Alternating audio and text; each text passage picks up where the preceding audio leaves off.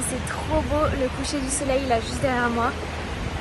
Honnêtement là ces derniers jours c'est des conditions paradisiaques. Il y a un peu de vent, il fait chaud, il fait beau.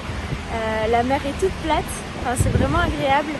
Et du coup j'ai un peu l'impression d'être en vacances parce que il n'y a pas beaucoup de manœuvres à faire. Ce qui est bien, c'est que du coup j'ai le temps pour me reposer.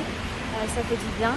Et je me prépare parce que dans les prochains jours, dans maintenant moins d'une semaine, on va rentrer dans le flux des dépressions du sud.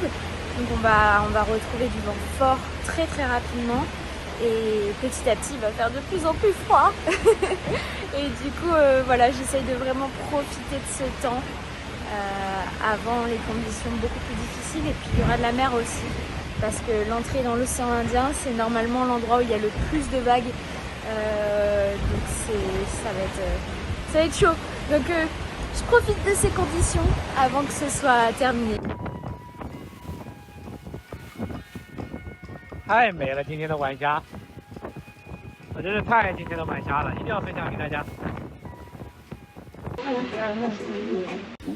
今天洗了一件脏衣服，阳光好，把这晾一晾。今天的落日太美了，哈哈，拍摄下来，分享给大家。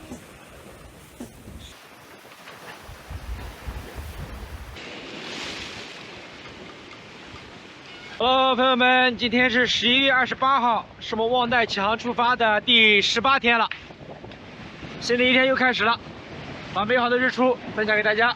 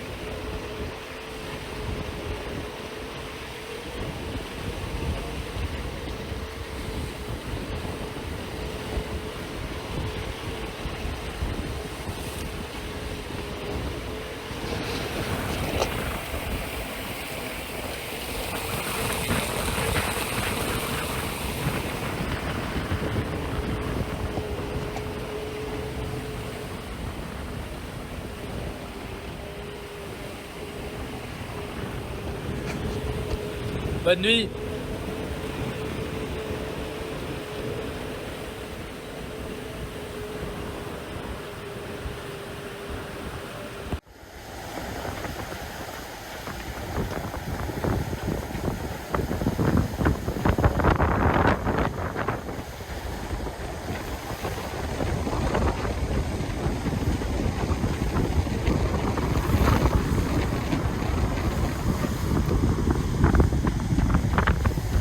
Yes, hello, hello.